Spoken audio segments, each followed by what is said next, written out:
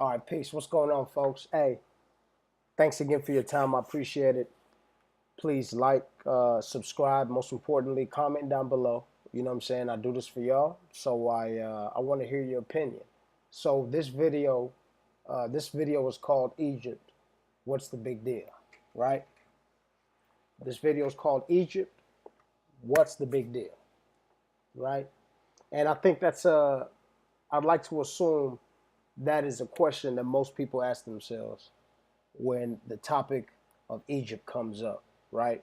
Through when you watch movies, when you see certain symbolism or, fashion or, some kind of artifact or whatever, it reminds you of Egypt or, like I said, or the topic might come up.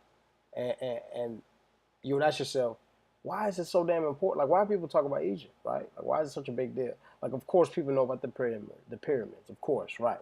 But besides that, why is it such a big deal? Like, why do why does the United States have it on the currency, on their money?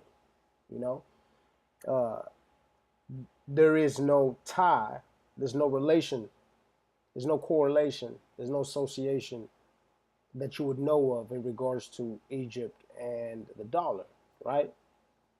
It's like, Europeans are the ones that started America, not Egyptians, not Africans. So that's what I'm saying. So it's like the connection is just lost, right? It's like, what is the big deal about Egypt? So that's what I kept asking myself is what is the big deal about Egypt?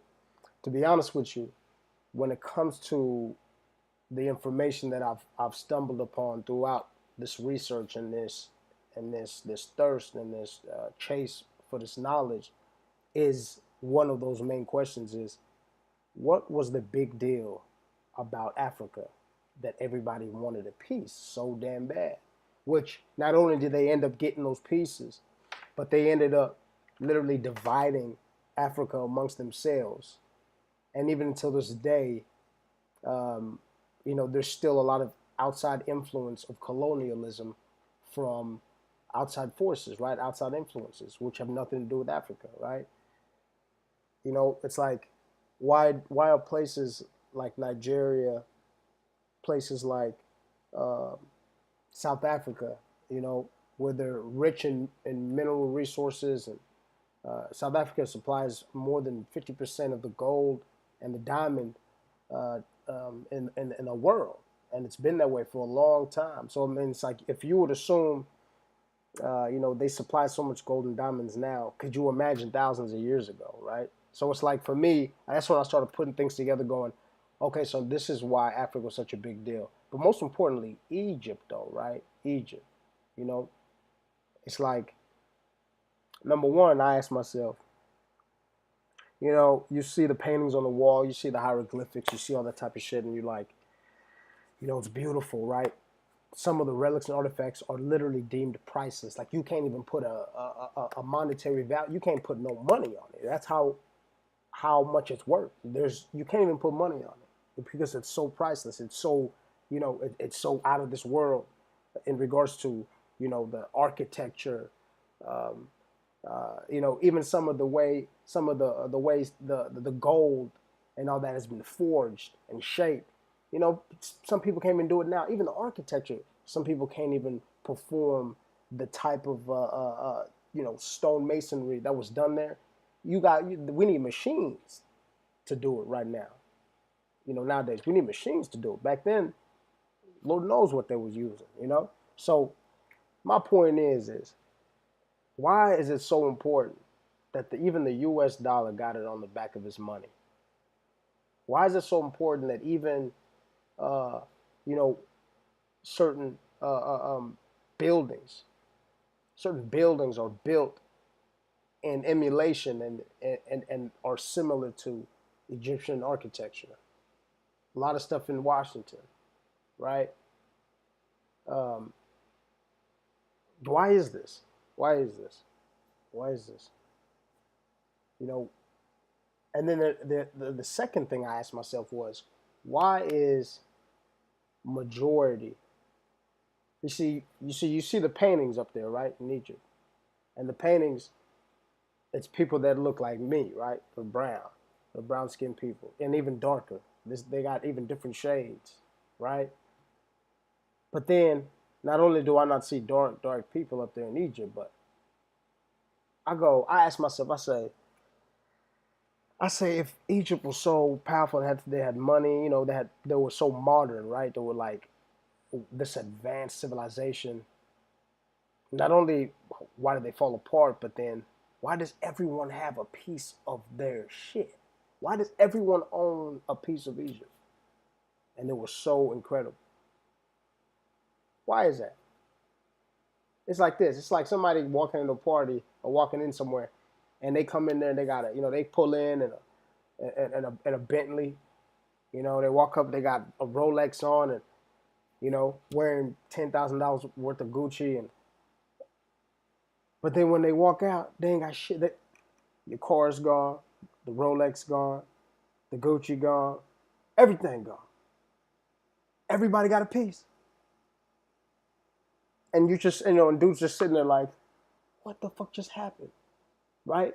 It's like I ask myself that. I go, how come there's so many museums all over the world that have the priceless artifacts and relics that belong to Egypt in the tombs that was sitting in the tomb? Like these things were in the tombs. Like not only did they dig them up, but they took them to where they live.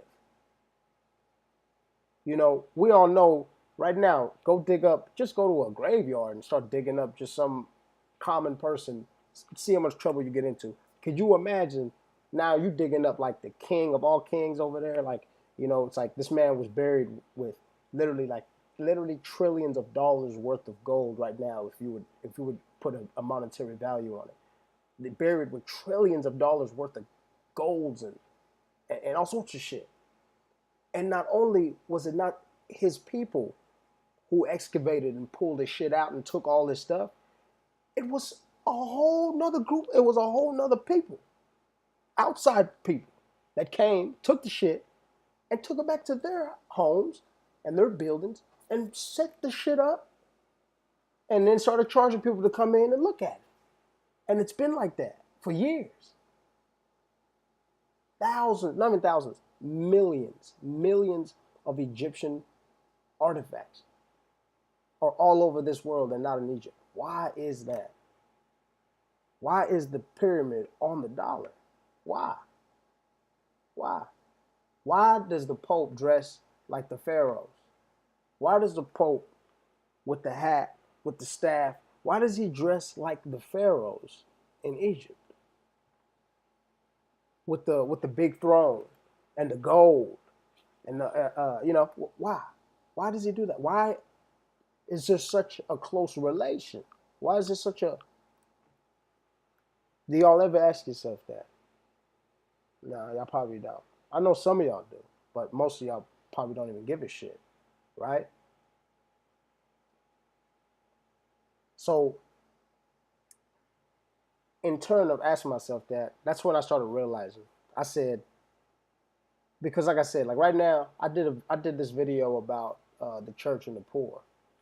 You should check it out. It's on there, and that one's just basically talking about why we still even have starving people when majority of these starving countries are not only devout religious followers, but the religion is supposed to be taking care of their followers, right? And as much money as all these religions have, I do not understand why there is still such an imbalance of poverty and malnourished concentrations of people all over this world, specifically in Africa. I do not understand why it's still that way.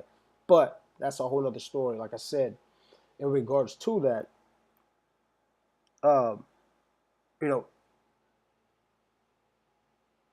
I figured out that if you it's like if you're gonna give away a bunch of your shit or let someone come take it, it means that it wasn't deemed important to you, right?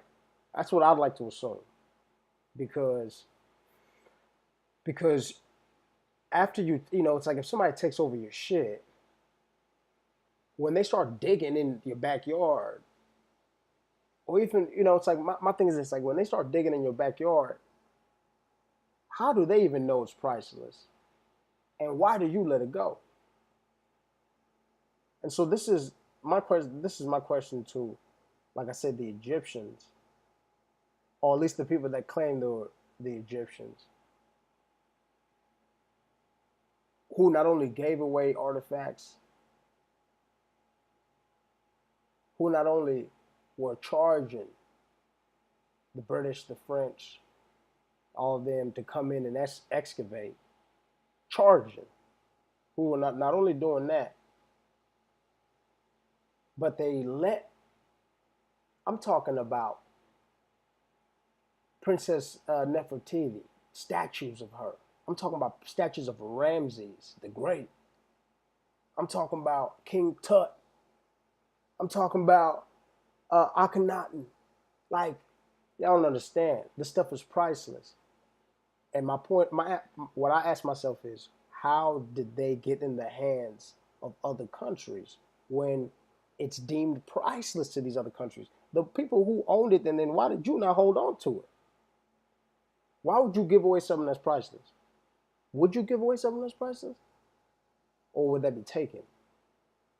That's what that's what I'm trying to ask. That's what I'm asking myself. That's what I'm asking y'all. Like,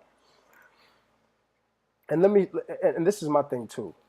And to be honest with you, this is like an intro to a few series of videos. But at the end of the day, my point is this: you don't give away something that's priceless. You don't give that shit away. That's why the ones who were giving it away, it's because it wasn't theirs to begin with. The people that are right now in Egypt and call themselves Egyptians are not Egyptians. Them are Arabs. Those are Arabs. And they know they're Arabs. They stole that land. They came into what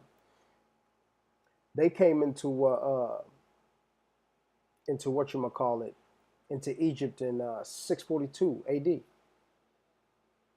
That's when the Arabs came into Egypt and took the shit over and called it their own. And then when Alexander the Great, he came, conquered the shit, came up with Alexandria, and then then the sale was on. And then the sale was on. It was by around that time Cairo was established as a capital. But then the Arabs, like I said, the Arabs are really taking it over in 642 AD. 1250 to 1517, it was the Mameluke rule, characterized by the great prosperity and well-ordered civic institutions. And so by 1517, Egypt was absorbed into the Turkish Ottoman Empire, already turning the shit into European, right? But now, understand that Alexander the Great, he took over before the Arabs. He took over, I think it was like 332 BC. That's when he took over. But see, I ain't even started on the Persians yet. But my point is this. All these people started coming in because there was a people that were already there, surviving and thriving, and they've been there since 7,000 BC. Not even 7,000 BC. Really, it's like 20, 25, 35,000 BC. But as far as these lame ass scientists know, or Egyptologists, whatever you want to call them, as far as they know, they say 7,000 BC. But my point is that after outside influence is when Egypt literally became a free-for-all. It became a free-for-all. First the Persians came in, Alexander the Great came in, then the Arabs came in. They were the last to come in, and that was in 642 AD. And guess who's still there? The Arabs. The same people that are in Egypt, the same people in the Middle East. Those are the same type of people. Those are the same type of people. That's why they gave away artifacts, priceless artifacts, because they didn't give a shit about them. It didn't mean nothing to them.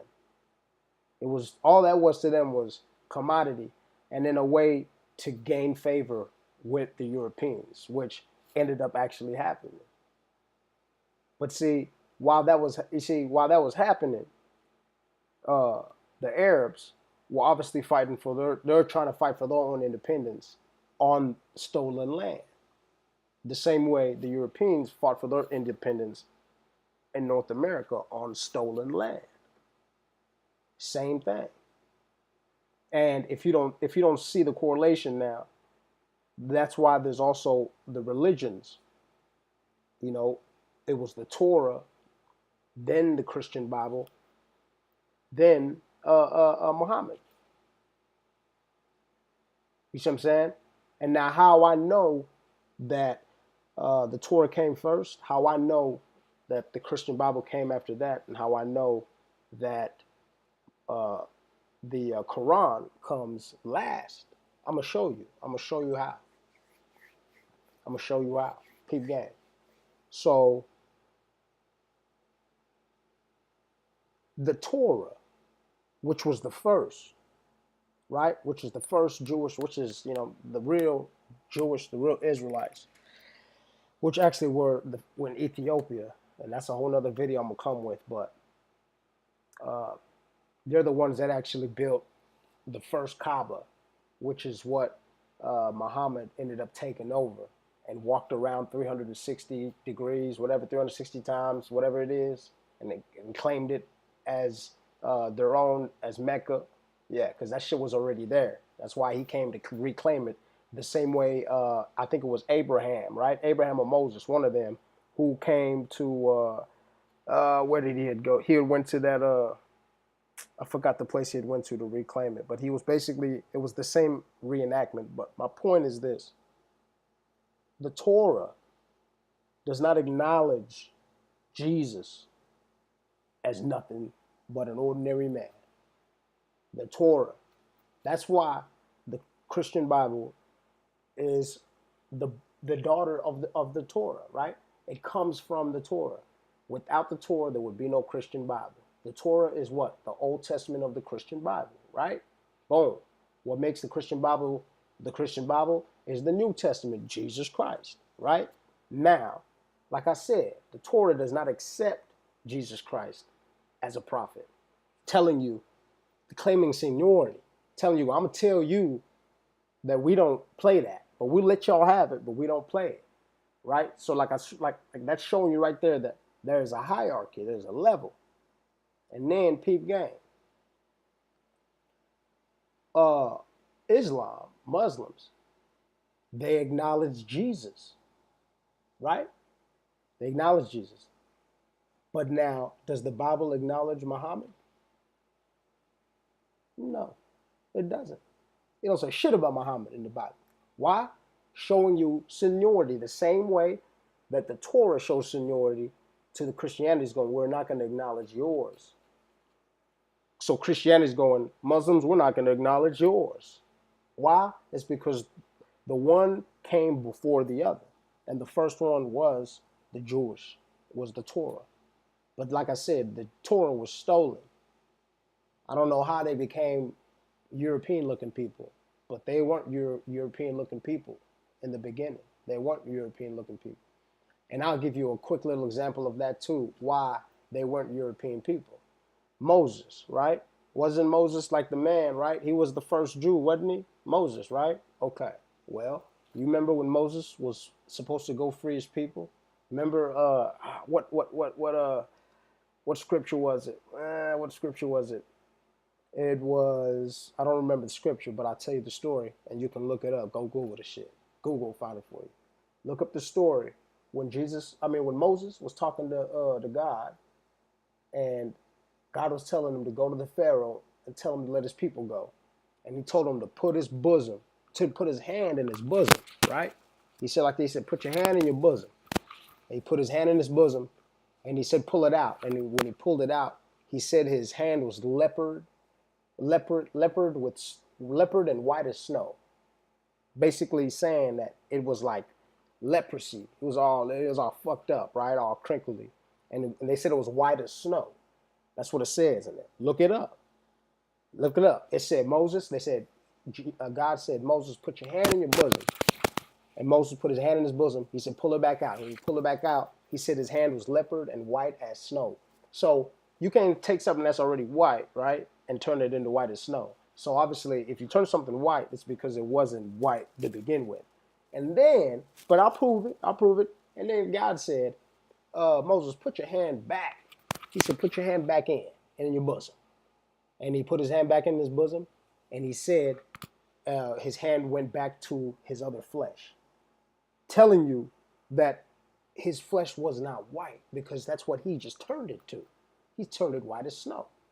So showing you right there that that first Jew was not anything that the actually current Jews nowadays look like.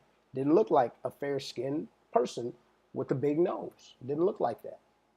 It didn't look like the only time he looked like anything that was white as snow was when God told him to put his hand in his bosom and pull it back out. That's the only time his hand looked like it was anything close to white. And y'all can look that shit up. It's in y'all's Bible. Y'all can look it up.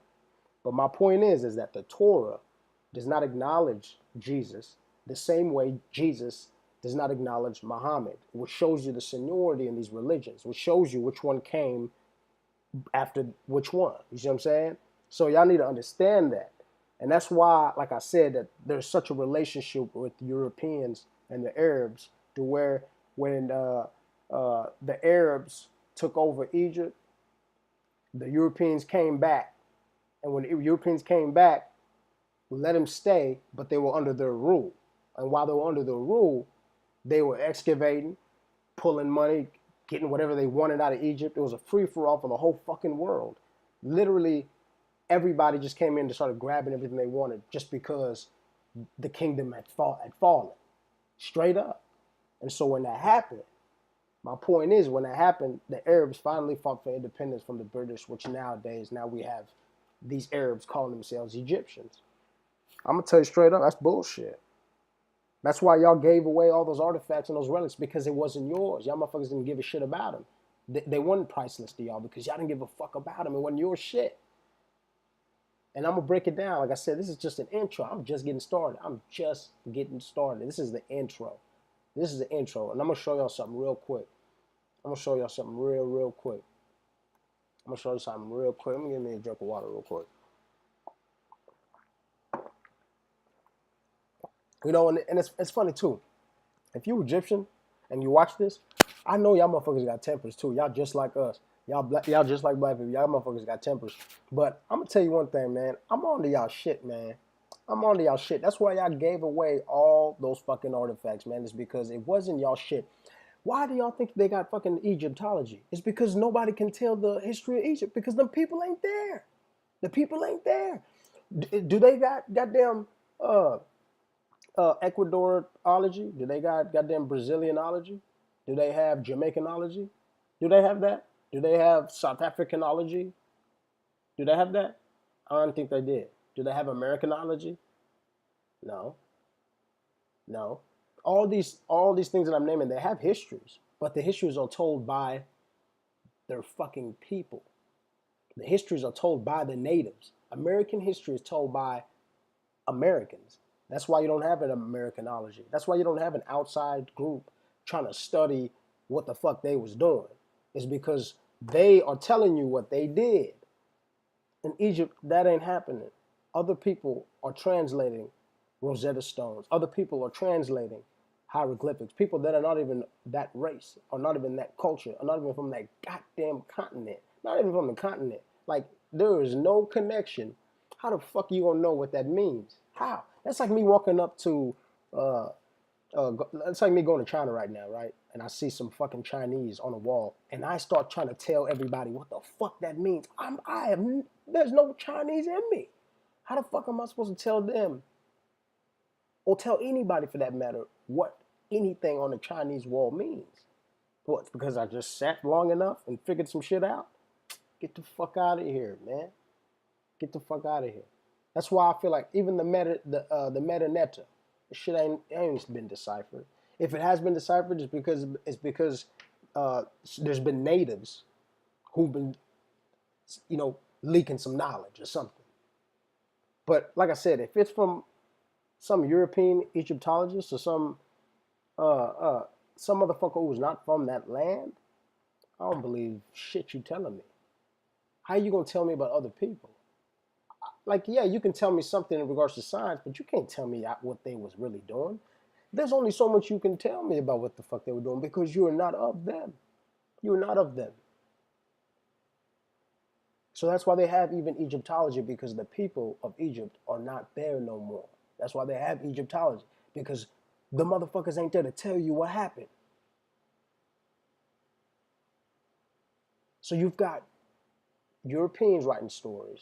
You've got Arabs writing stories. And they're telling you about the people who not only lived tens of thousands of years before them, but created language that they were able to create a fake ass language off of, based on the interpretations that they deemed were fucking legit. You see what I'm saying? Let me give you an example. Right now, if you see, picture, what I'm saying, picture like hieroglyphic type shit, right? Just picture that, right? Okay, now picture an eyeball, right? Right? And then picture a heart, right? Right? And then picture uh, a U. And just picture a fucking U. It looks like the letter U. It goes like this. Put it. So you see a I, and then you see a thing that looks like a heart, and then you see like a U. Now to us, that would just what? That would translate to I love you, right? It's an I and it's a heart and it's a U. That's what that would translate to us, right? Because that's what we look at it in regards to language, in regards to English. We think of an I means me. It don't mean nothing else. It means me. And then a heart means love, right? Sweet, right? And then the U obviously will mean that person, right? That's what we would look at it as. But how the fuck how the fuck would somebody not know that the person who really wrote it really meant that I means I know everything, or we all know everything, or I see the future. Like how the like we don't know. We just this not we. I'm talking about them. I'm talking about them. They don't know. They don't know. They just created their own. They said, "Oh, okay, that I must mean I, and then that heart must mean love," just because they think heart means love. Just because anytime they think of a heart, it means love. My point is that an outside culture, an outside person can't tell you shit about another person's culture, another person's country, unless they are in it, unless they've been there. They can't tell you shit. I don't give a fuck even if you stay there for like 20 years and study with them. Can't tell them shit. Nobody can tell it better than the people who actually lived it, right? You can't ask no Jamaican, you can't ask no non-Jamaican about Jamaicans. You can't ask a fucking Chinese person about how Jamaicans live and how they talk and how to break down their language and their food. And you can't ask him that shit. If you do, he'll just tell you what he knows. If he's been there for 20 years, he'll tell you what he's known for 20 years. He'll tell you 20 years worth of experience. Talk to a real Jamaican, they'll tell you hundreds of years of experience. Why? Because they got relatives and relatives and relatives who lived in the same fucking place they've been, and that information has been given to them. You see what I'm saying? That's how history has been brought about. Because a lot of these civilizations, they weren't writing books. Writing only came about in like what? 70 AD or some shit like that. I don't know, something crazy, but writing ain't been around that long. So other civilizations, they weren't writing the history books, they were talking about their history. It was oral history. That was the tradition of carrying it on. But my point is that you can't you can't you can't tell me what's on those fucking hieroglyphic on the walls, on the hieroglyphs on the walls in Egypt. You can't tell me if you're not from there. And I already told y'all about who's there now and why they don't look like the people on the walls and why they don't know about the history. That's why it was so bad. Listen, this is how thirsty they were for Egyptian history. They created it as a subject. They called it Egyptology. They created a fucking subject. That's how thirsty they were about the shit. They said, we got to know about this. We got to know it. So then people started literally dedicating their lives trying to figure it out. I would say it's cool, but I don't find it cool when you go into another person's country. You trying to learn them, but then how do you learn them? You go in there and you rape and you fucking plow through all their fucking sacred ground, pull all their shit out. I heard in Europe they were having mummy opening parties. They would buy these mummies from Egypt and they would open them up, unwrap them, and they have parties.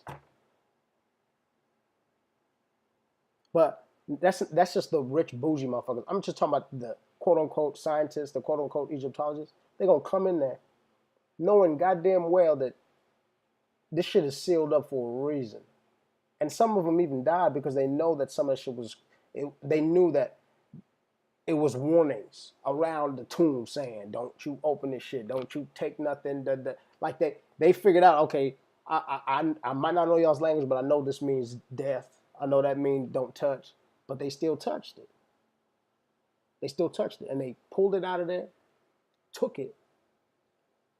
Whether they paid some a punk ass money for it, they know goddamn well that shit is priceless. So what? So they took it because they know it's priceless. Because now they don't want to give it back. That's why every fucking country, goddamn it, has Egypt's shit. Everybody got it. They got more shit than Egypt got, and it's your shit. Like that's what I'm saying. You ask any. So that's my question to you Egyptians, though, you Arabs that are over there right now. That's my question to y'all. If it's y'all shit, if Egypt is yours, why the fuck y'all give everything away over there? Because y'all know how priceless all that shit is. So why'd y'all give it away? Why'd y'all give it away? You damn sure didn't sell it because we know it's priceless. You know what priceless means, right? That means you can't put money on it, right? So then why the fuck y'all give it away? Because it was y'all shit, right? Y'all been there forever, right? So why'd y'all give it away? Okay. After you answer that, and put that in the comments. But after you answer that, tell me, why did y'all give all? Why did y'all not give us some history? Tell me that. Tell me why y'all not give us the history. Why are there so many more Egyptologist books by Europeans and not by Arab goddamn Egyptians? Why do they need to have so many outside influences write history books about your people if y'all know y'all's fucking history? Why did so many fucking other outside influences and scientists come and excavate y'all shit if it was y'all shit and y'all knew it was there? Why were they looking for some shit if y'all knew if it's y'all shit? Y'all should know it was there, right? Y'all should know all those pyramids, the Sphinx, all the stuff that was, the Ramses statue, everything that was excavated and dug up. Why did it take them to stumble and find it if it was y'all shit? Y'all should know it was there. How did it even get buried? Y'all should know that shit got buried. Y'all should be like, man, we need to dig up a bunch of cool shit that we've been having. That's what y'all would have been saying if it was y'all's. That's what y'all would have been saying. But y'all didn't even know it was there. You know why? Because y'all moved in after the shit was fucking buried and y'all didn't even know it fucking existed. And then on top of that, you didn't even know how it got there and who did it. So then what y'all do? Y'all said, yeah, come on in. We don't know who the fuck, we don't know who did it. Y'all can come in and fucking dig up whatever you want. Just, we're going to charge y'all though. All right, fine, bet. And the Europeans laughing at y'all going, we giving them money for some shit that you can't even put money on. That shit is so, it's not even, you can't even put money on it. We're giving them some punk ass money for it, some paper or some goddamn gold. This shit is past. This shit is made out of like the oldest gold, motherfucker. Like what are you giving up? You giving them shit that you don't even know about. So that's my two questions. Is that how the fuck is there a reason for Egyptology if y'all know the history and the past over there, which y'all obviously don't, right? Right? And then, why did y'all give up all the artifacts and the relics? And y'all know those things are deemed priceless. Why'd y'all give them up? You know how rich y'all would be if y'all kept all them shits? If y'all even knew that half of them pyramids and all them shits was buried, if y'all even knew they were there, why'd y'all let so many other people come and find them? If y'all knew they were there, and it's y'all shit. Y'all don't even know the fucking language. Y'all didn't even break down the language. It took Europeans to do it. Y'all should have known the language. Y'all should have been teaching the Europeans, right? If it was y'all shit, y'all should have been teaching the Europeans the Rosetta Stone. It wouldn't have been the other way around, right? But that's not what happened. That's not what happened. That's not what happened. The Arabs didn't teach us language. The Arabs didn't teach us language. The Arabs didn't break down didn't decipher the Metaneta. It wasn't Arabic.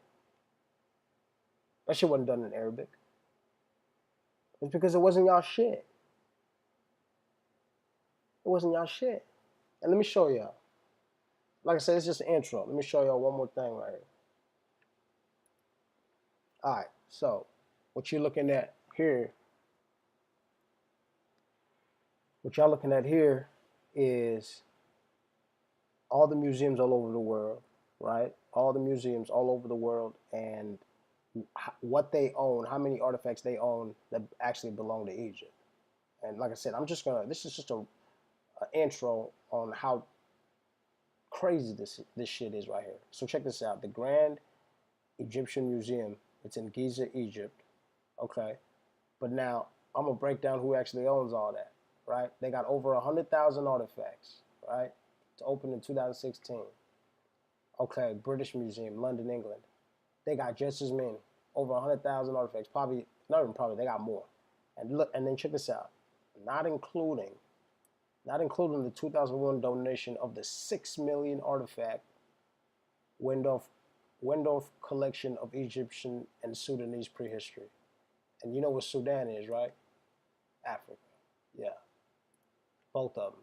So my point is why does the British Museum own over 100,000 artifacts of some shit that they ain't got nothing to do with? Which obviously they only took because they conquered the place. But my point is that why are they holding on to that shit and why are they still making money off of it? Because you know they are. You know how much. Yo, I read an article. Some of those museums, yo, they average $110,000 a day, $110,000 a day, and there's over 100,000 artifacts, not including 2001 donation of 6 million artifacts in London. Them shits ain't in Egypt, and they belong in Egypt. They're Egyptian artifacts, but they're not in Egypt. Like, tell me what is of Britain that's in Egypt or in any other country that's that that's that important or special. Like, tell me. Like, what is it of? Is there anything in America that America owns that's in another country, that's in a museum, and they're making a bunch of money on? I need to know these things. I don't know everything. Put in the comment box if y'all can answer that question. Okay, so what is this here? Look at this museum in Berlin, Germany. I'm not even going to try to pronounce that bullshit. 80,000 artifacts. 80,000 Egyptian artifacts in Germany. What does Germany got to do with fucking Egypt? Not a goddamn thing. London, England. 80,000 artifacts. Egyptian archaeology. What does London got to do with Egypt? Not a goddamn thing. Oh, how about Paris? 50,000 artifacts. What does Paris got to do with Egypt? Not a goddamn thing. Oh, even the goddamn USA, they came about in the 1600s. Oh, wait, no, 1400s, 1500s? Yeah. USA came about in 1500s, and even they got 45,000 Egyptian artifacts in Boston. What does Boston have to do with Egypt? Not a goddamn thing. Look at this. Goddamn Michigan. Detroit, motherfucking Michigan. They got 45,000 Egyptian artifacts. Y'all want to tell me what Michigan has to do with Egypt? Not a fucking thing. And the list goes on and on. Oxford, England. Turin, Italy. They got Egyptian shit. Chicago, New York got Egyptian shit. Canada got Egyptian shit. California, England, bunch of England, Austria, Netherlands, Belgium, Russia, all these fucking countries got Egyptian shit. Hey yo, does Egypt have any of Italy shit? Does Egypt have any of Russia shit? How about this? We saw here Sudanese prehistory. Does Sudan have any British history over there? I wonder if Sudan got British history in their museums. I wonder. I wonder. I wonder. I wonder. Does Canada? What about Canada? Egypt? Does Egypt have some Canadian shit over there? I mean, if New York got some shit, I know Egypt got to have some New York memorabilia, something. Nah, they don't. They don't. So then the list goes on and on. So that's why, like I said, this is the intro, and there's so much more to break down. And this shit right here is, I mean, like I said, y'all, this is what had me thinking. How the fuck does the rest of the world own everything that belongs to Egypt? And when I say everything, y'all look at this, 100,000. Look, this is just two. This is over here. It's almost 250,000 right here. This is not even talking about this 6 million artifact collection. Yo, like I said, in this type of business, the Catholic Church has so much Egyptian memorabilia. Like I said, priceless, yo. You can't even put a number on how much the Catholic Church is worth because they own so much. So, like I said, this is just a quick little preview in regards to what I'm about to go into and why you see this, why it's this way. And most of y'all probably don't even give a fuck, but goddamn it, I do. Why? It's because I know who the real Egyptians were. And I don't even like the word fucking Egyptian. That's not even their word. You know what I'm saying? That's not our shit. It's not our shit. You see, back in our days, and I'm talking about them days before no outside influence came into the motherland, before no Europeans came to the motherland, before no Persians came to the motherland, before no Arabs came to the motherland, before no Neanderthals came to the motherland. When them days were going on, there was peace, there was prosperity. And I put it to you like this. Egypt was the downtown, and then South Africa, sub-Saharan South Africa, was the countryside. You feel me? So you want to know where they got the gold at? Not only did they get the gold all over the rest of the world, but majority of the gold in Egypt was mined in South Africa. So like I said, you can only imagine the gold deposits and the diamond deposits back then. You can only imagine if now they're still supplying up to 72% of the world's gold and diamonds. So you could only imagine the deposits that were back then. You could only goddamn, you could fuck around and pick them shits right out the water, just on a riverbed, just walking down the river, and know that there is a blue and white now, right? And they flow north to south. So travel was nothing. You feel me? Travel was nothing. You see, the thing is that the Zulus, which is where I'm from, the Zulu tribe in the southern region, we didn't care for all that other shit. You know what I'm saying? All we were cool with our cattle. We were herdsmen. You know what I'm saying? We were farmers. We were cool with our gardens, and we had our cows, our cattle. We did our thing, right? But we definitely have relations with upper. You see, they call it Ethiopia. Even Ethiopia is not ours. That's not our word. But what they call Ethiopia, which came before Egypt, you see, that is the mother of Egypt was Ethiopia. That was the birth of the Jewish religion, which, like I said, I touched on earlier, which was stolen by the light-skinned people who call it theirs, which same way that Egypt was stolen by them light-skinned people who call it theirs, them Arabs. And so that's why you see Egypt all over the world. And that's why even to this day, you see Egypt all over this world in your money. You see it in movies. You see it in architecture. Even some of the architecture can't even be emulated. But like I said, that's why you see it so much. But this is the intro, and I'm going to dive in. I'm going to dive in. We're going to go all the way in on the reasons why it was taken over. We're going to go all the way in on the reasons why it is the way it is now. And then why it's still so impactful to this day. It's like, how you gonna take some shit over and then adore it? You know why? It's because you knew how special it was when you took the shit over. That's why you wanted it in the first goddamn place. You see what I'm saying? You see what I'm saying? Let me put it like this. Put it like this. America went over and took over Iraq, right? Do you see America putting Iraq fucking buildings on the money? You see anything adoring fucking Iraq? No. Or any other place that America has taken over. You see what I'm saying? But the only place that they not only took over, but they literally started emulating and copying. The only place that's been done is fucking Egypt. That's it. You can't name no other place that's been conquered and then copied. Usually you conquer some shit because you just want to get rid of it, right? Because you don't like what they do. But then that's why, like I said, that's why Egypt is still so alive to this day, is because it was so special. And that's why their history was so important, is because not only the people who are there now don't know it, it's because the people who actually knew it weren't there no more. They weren't there no more. If they were there, there would be no need for no Egyptology, because the people would be there to tell the history. The people would be there to decipher the hieroglyphics. The people would be there to decipher the metaneta. They would have been there. They would have said, we'll tell you what happened. But them people weren't there. They were sold to the rest of the world. And we're going to get into that too. The lost tribes, the real Jews,